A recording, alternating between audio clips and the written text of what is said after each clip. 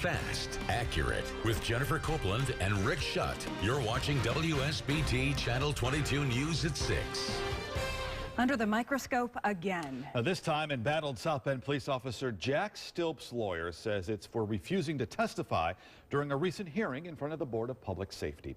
WSBT-22's Kelly Stopczynski is at the live desk right now. And Kelly, this all started earlier this year when the police chief accused Stilp of lying on a police report. And Rick, claiming a woman he and another officer were sent to arrest on a warrant wasn't home when she really was.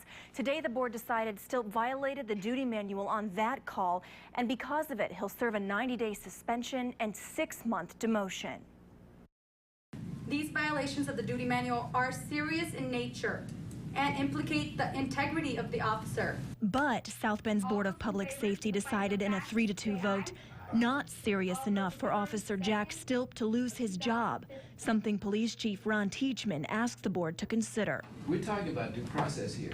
Stilp's lawyer says they were prepared to accept the unpaid suspension and 6-month demotion, but they also say there is a clear conflict of interest. Effective dates of the suspension and demotion will be determined by Chief Teachman. Stilp's lawyer says it's unfair for Teachman to make that decision because while Stilp waits for a different hearing, he's allowed to be on administrative leave with pay.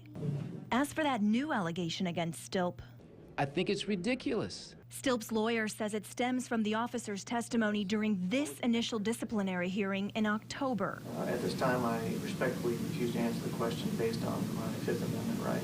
They admit that he has a right to claim the Fifth Amendment privilege under the Constitution in an administrative hearing, and that's what he did. Now they want to come back and charge him for having done so, which they admit that he had a right to do. Now that issue is set for hearing in front of the board in February. I've requested documentation from the city through the Access to Public Records Act to confirm the new charges and see what discipline is recommended for Stilp. This time, I am still waiting to hear back. Meantime, the board is considering Stilp's request for the board to make this suspension decision. Rick?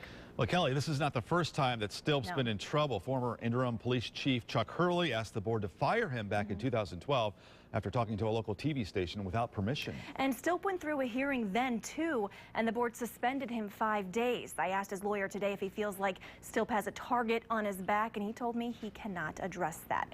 I'm Kelly Stopczynski, WSBT 22 News.